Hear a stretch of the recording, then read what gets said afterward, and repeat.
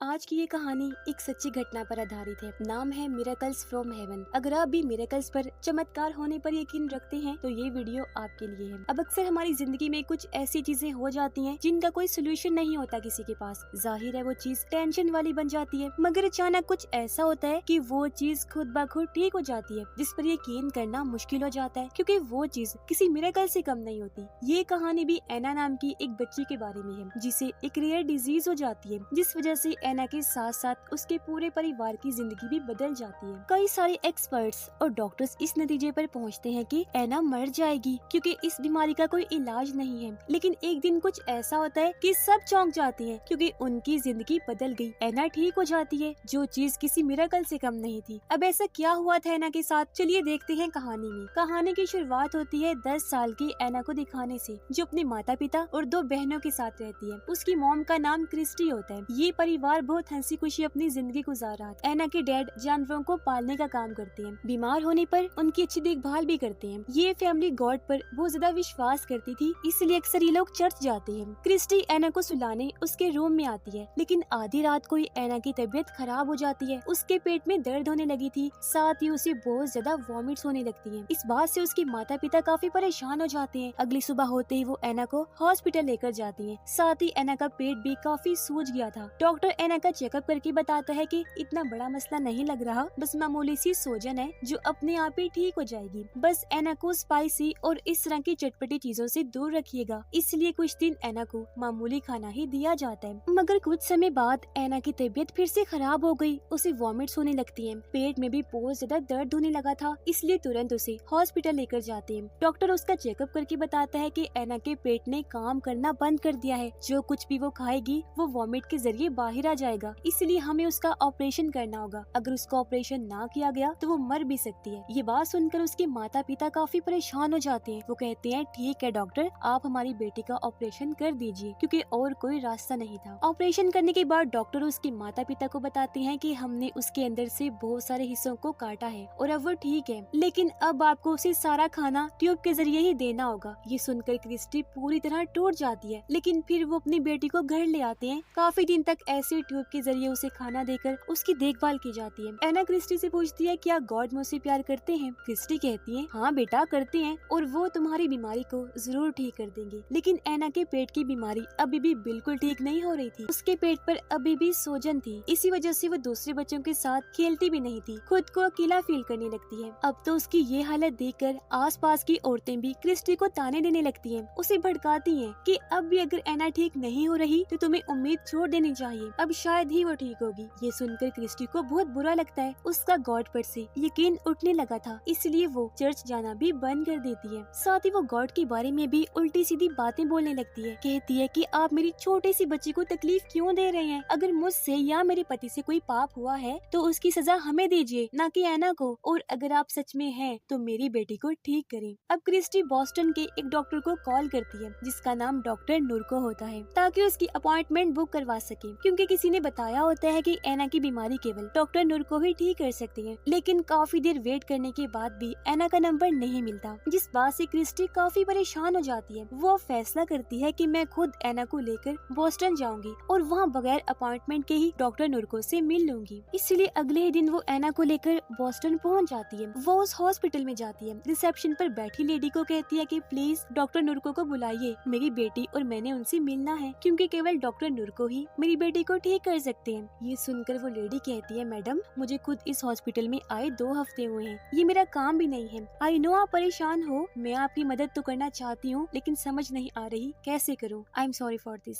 जो सुनकर क्रिस्टी काफी परेशान हो जाती है, क्योंकि वो इतनी दूर बॉस्टन आई और उसकी डॉक्टर नुरको से मुलाकात भी नहीं हो पाई। खैर अब क्रिस्टी और एना एक होटल में जाती है खाना खाने के लिए। यहाँ उनकी मुलाकात वेट्रेस से हुई, जो काफी अच्छी आदत की थी। क्रिस्टी उसे अपनी सारी प्रॉब्लम बता देती है। वेट्रेस उसे कहती है अच्छा परेशान ना हो, कल मेरा ऑफ है, अगर तुम कल तक यहाँ हो तो हम घूमने चलेंगे। वो दोनों मान जाती हैं। इसलिए अगले दिन क्रिस्टी और एना वेट्रेस के साथ घूमने जाती हैं, जहाँ एना काफी एंजॉय करती है। ये एक्वेरियम जाती है, जहाँ आकर एना बहुत खुश थी, क्योंकि ये उसकी फेवरेट प्लेस थी। और अब तभी क्रिस्टी के पास कॉल आ जाती है, जो सुनकर वो बेहद खुश हो गई, क्योंकि उसे बताया जाता है कि आपका नंबर लग गया है, डॉक्टर नुरको आपसे मिलने के लिए तैयार है। इसलिए क्रिस्टी तुरंत एना को लेकर हॉस्पिटल पहुंची। डॉक्टर डॉक्टर नुरको से मुलाकात करती है, जो एना की MRI स्कैनिंग करता है। डॉक्टर नुरको एक मजाकिया डॉक्टर था। वो हंसी मजाक में अपने पेशेंट का इलाज करता था, यानी पेशेंट्स को पता भी नहीं चलता और वो ठीक हो जाती है। डॉक्टर नुरको इसी तरह एना का भी इलाज शुरू करती है। वो इलाज तो कर रही थी, लेकिन क्रिस्टी को कहती है कि तुम्हें हर 6 हफ्तों के बाद एना को यहाँ लेकर आना पड़ेगा, क्योंकि उससे जो बीमारी है उसका कोई इलाज नहीं। मैं पूरी कोशिश करूंगा उसे ठीक करने की, पर इस बात की कोई गारंटी नहीं है कि वो पूरी तरह ठीक हो जाएगी। जो सुनकर क्रिस्टी पूरी तरह टूट जाती है। वो एना को लेकर वापिस आ जाती है, इस बारे में अपने हस्बैंड को बताती है। उसका हस्बैंड इस बात के लिए भी मान गया। साथ ही एना का इलाज काफी महंगा था, इसलिए पैसों की जरूरत थी। तो एना के डैड कहते हैं मैं डबल शिफ्ट में काम कर लूंगा। वो अपनी बाइक भी बेच देते हैं ताकि अपनी बेटी को बचा सके। और इस तरह क्रिस्टी हर 6 हफ्तों के बाद एना को बोस्टन लेकर आती है एना का चेकअप करवाने के लिए। वो वेट्रेस से भी मिलती है। अब एना जिस बेड पर थी, उसके साथ वाले बेड पर भी छोटी लड़की थी जिसे कैंसर की बीमारी थी। उसके साथ एना की दोस्ती हो जाती है। वो एना को बताती है कि शायद मैं जल्द मर जाऊं क्योंकि मुझे कैंसर जो है। एना भी बताती है कि मुझे पेट की बीमारी है जो बहुत खतरनाक है। वो बच्ची पूछती है क्या तुम्हें मरने से डर नहीं लगता? मुझे तो बहुत लगता है। एना जवाब देती है कि मुझे नहीं लगता और तुम्हें भी नहीं डरना चाहिए। अपनी जिंदगी को आराम से जियो। कुछ समय बाद उस बच्ची के डैड उसके पास आती है। बच्ची कहती है डैड मैं नहीं मर रही, मैं अभी और जियूंगी और खुशी खुशी जियूंगी। ये बात सुनकर उसके डैड को काफी हैरत हुई। वो ये बात जाकर क्रिस्टी को बताता है। कहता है कि तुम्हारी बेटी मेरी बेटी को गलत गाइड कर रही है, उसके मन में झूठी उम्मीद पैदा कर रही है क्योंकि मेरी बेटी को कैंसर है, वो जल्द मर जाएगी। और इस बात की वजह से उस बच्ची के पिता उसका बेड एना से अलग करवा लेते हैं। क्रिस्टी जब एना के पास थी तो एना कहती है मामा मेरे पेट का दर्द तो कम ही नहीं हो रहा, मुझे तो लग रहा है जैसे मुझे मर ही जाना चाहिए। ये सुनकर क्रिस्टी काफी दुखी हो जाती है, रोने लगती है और अपनी बेटी को गले लगाकर उसे हौसला देती है। अब एना के पिता और बहनें भी बोस्टन आ रही थी, लेकिन ये जब एयरपोर्ट पर थे तो एना के पिता के कार्ड्स काम ही नहीं कर रहे थे, जिस वजह से वो पेमेंट नहीं कर पा रहे थे। लेकिन सरप्राइजिंगली यहाँ का ऑफिसर उन लोगों को मैनुअली ही यहाँ से जाने देता है। ये लोग जब हॉस्पिटल पहुँचे तो अपने पिता और बहनों को देखकर एना बहुत ज्यादा खुश हो जाती है और ये लोग एक बार फिर मिलकर काफी खुश हो जाते हैं। एना की तबीयत भी कुछ बेहतर हो गई, इसलिए डॉक्टर नुरको उसे हॉस्पिटल से भी डिस्चार्ज कर देते हैं। इसलिए एना अपने परिवार के साथ वापस अपने घर आ जाती है और एक बार फिर हंसी खुशी लोग रहने लगे हैं। एना गार्डन में अपनी बहनों के साथ खेल रही होती है। ये एक पेड़ के पास थी जो लगभग 100 सालों से भी पुराना पेड़ था। एना की बहनों से कहती है हम बचपन में इस पर चढ़ा करते थे, चलो आज भी चढ़ते हैं। इसके लिए एना मान गई और ये दोनों उस पेड़ पर चढ़ के खेलने लगती है। पेड़ पर काफी बड़ा होल भी था जिस पर से एना जंप करने की कोशिश करती है, लेकिन वो ऐसा नहीं कर पाती। उसका पैर फिसला और वो उस होल में गिर जाती है। उसकी बहनें जल्द ही अपने पिता को बुला लेती हैं। वो अंदर झांक कर देखता है मगर एना नजर नहीं आ रही थी क्योंकि वो इस 30 फीट ऊंचे पेड़ से नीचे गिरी थी। ये लोग तुरंत इमरजेंसी नंबर पर कॉल करती हैं। जल्द ही रेस्क्यू टीम यहाँ आ जाती है और वो एना को पेड़ के अंदर से निकालने की कोशिश में लग जाते हैं। फिर 4-5 घंटों की कड़ी मेहनत के बाद एना को बाहर निकाल लिया जाता है। वो बेहोश थी लेकिन उसकी सांसें चल रही थी, इसलिए तुरंत ये लोग उसे हॉस्पिटल लेकर जाते हैं, जहाँ डॉक्टर उसका चेकअप करके बताता है कि एना 30 फीट नीचे जाकर गिरी थी। लेकिन हैरत, ना तो उसे कोई खरोच आई है और ना ही कोई ब्लीडिंग हुई है। वो बिल्कुल ठीक है, जो चीज किसी मिरेकल से कम नहीं है। ये देखकर मैं भी काफी हैरान हूँ, जो सुनकर उसके माता पिता भी काफी चौंक जाते हैं। इसके बाद वो एना को घर ले आते हैं, जहाँ वो फिर अपनी बहनों के साथ खेलने लगती है। वो काफी एक्टिव लग रही थी, जैसे उसे कुछ हो ही ना। हैरत वाली बात ये भी थी कि उसके पेट में अब न दर्द था और ना ही वो सोजन, यानी कि एना खुद ब खुद बिल्कुल ठीक हो गई थी। जिस बात से उसके मॉम डैड काफी खुश तो थे, लेकिन हैरान भी होते हैं क्योंकि उसे ये डिजीज थी जिसका कोई इलाज नहीं था, मगर वो खुद ही ठीक हो गई है, जो चीज किसी चमत्कार से कम नहीं थी। इस मिरेकल पर दोनों को यकीन नहीं हो रहा था, इसलिए क्रिस्टी पूछती है बेटा जिस दिन तुम पेड़ में गिरी थी तब क्या हुआ था, तुम्हें कुछ याद है? इस पर एना बताती है जब मैं गिरी थी तो वहाँ मेरे अलावा और कोई भी था और वहाँ मैंने अपने शरीर को भी देखा। एक तितली मेरे इर्द गिर्द घूम रही थी, जिसकी बाद में सपनों की दुनिया में चली गई। मैं बागीचे में आ गई जहाँ रंग बिरंगे फूल ही फूल थे। बहुत खूबसूरत जगह थी। असल में उस समय एना की आत्मा उसके शरीर से निकलकर हेवन में आ गई थी, स्वर्ग में। जब भी तो उसने अपने शरीर को देखा था। जो खूबसूरत बागीचे वाली जगह थी वो हेवन थी। जिसके बाद वो टहलती हुई बादलों में चली गई। वो कहती है वहाँ पहुँचकर आसमान में काफी तेज रोशनी आ गई। ऐसा लग रहा था जैसे गॉड मुझसे बात कर रहे हैं। वो कहती है ये बात सच भी थी, क्योंकि तभी गॉड की आवाज कहती है तुम वापिस धरती पर चली जाओ, अभी तुम्हारा टाइम नहीं आया और अब जब तुम वापिस जाओगी तो बिल्कुल ठीक हो जाओगी, क्योंकि तुम्हारी सारी तकलीफें खत्म हो जाएंगी। और मैं वापिस आ गई। एना कहती है मैंने ये सब कुछ इसलिए नहीं बताया क्योंकि मेरी बात का किसी ने विश्वास नहीं करना था। असल बात तो ये है कि ये गॉड का मिरेकल है। ये सुनकर क्रिस्टी कहती है, बेटा हम तुम्हारी बात पर यकीन करेंगे। अगले दिन क्रिस्टी एना की रिपोर्ट्स डॉक्टर नुरको के पास लेकर जाती है। रिपोर्ट्स देखकर वो काफी चौंक गया। कहता है, अरे वाह, ये तो जादू हो गया।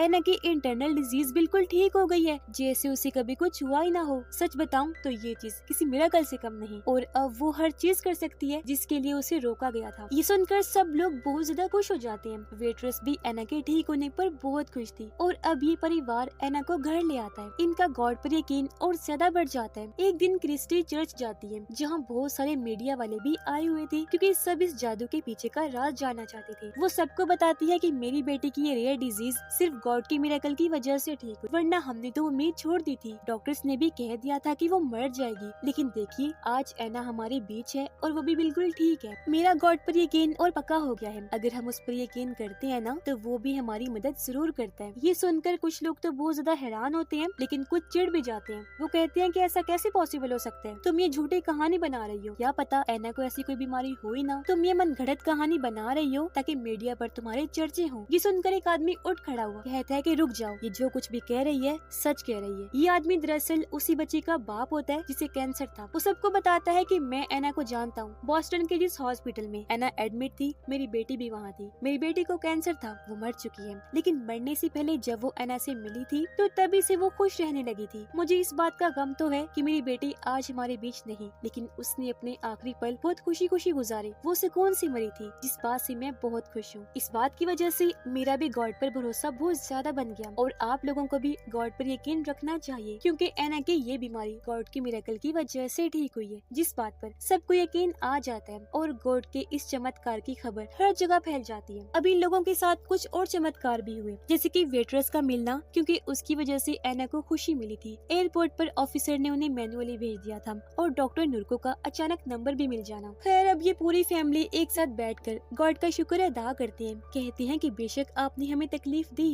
लेकिन हमारा साथ नहीं छोड़ा, हम हमेशा यहाँ पर यकीन रखेंगे। जिसके बाद ये सब लोग पिज्जा खाने लगते हैं, क्योंकि काफी टाइम से एना ने जंक फूड फास्ट फूड नहीं खाई थी। खैर इस कहानी से हमें ये सीख मिलती है कि हमेशा गॉड पर भरोसा रखिए, वो हमारी मदद जरूर करते हैं। हमेशा हिम्मत से काम लेना चाहिए। अगर आपका गॉड पर पक्का यकीन होगा तो वो आपके साथ भी मिरेकल कर सकते हैं। और इसी मैसेज के साथ ये शानदार कहानी इधर ही खत्म हो जाती है। आपको स्टोरी कैसी लगी, अपनी राय का इजहार जरूर कीजिएगा। बाकी मिलेंगे और भी ऐसी इंटरेस्टिंग मूवीज के साथ, तो तब तक के लिए good bye. Thanks for watching.